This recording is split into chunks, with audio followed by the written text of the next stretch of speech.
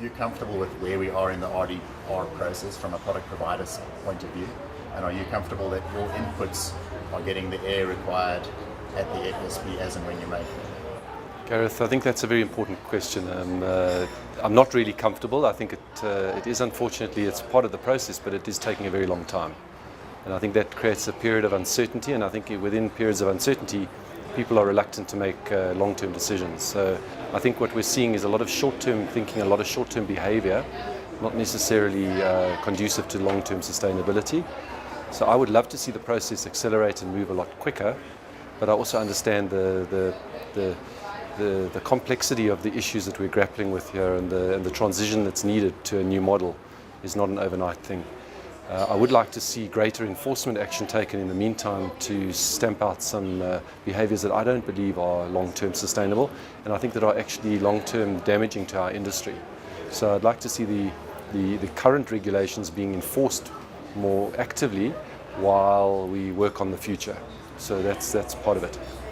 Do you feel that that these practices will be additionally addressed in RDR? Or do you have a hope that they will be additionally addressed in RDR, or should they actually already be enforced under the existing regulation?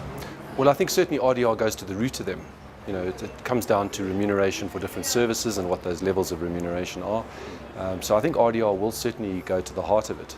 I think that in the meantime, I think there are regulations that are not necessarily being correctly enforced, and I think that different interpretations of regulations allow certain product providers, certain intermediary groups to find loopholes or to sail close to the wind. Do you find in your interaction with brokers that your view as a product provider and the brokers/intermediaries view are similar in terms of what form of remuneration they would want going forward under the new model? I think increasingly intermediaries are concerned about sustainability and about long-term value creation in their businesses, and I think there are certainly the more progressive intermediaries are looking at ways of creating annuity revenue streams, and are looking for alternatives to upfront commission to make sure that they get long-term value creation into their business, and it allows them then to create succession planning and to create a viable business. And I think it's a big concern to many of the intermediaries that we engage with. One thing that we didn't touch on today, and it's a question I would have wanted to ask if I had the opportunity, is will the eventual RDR implementation affect valuations in practices?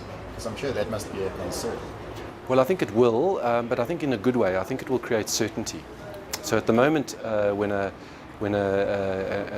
practice that has been built on upfront commission is offered for sale, what are you really buying?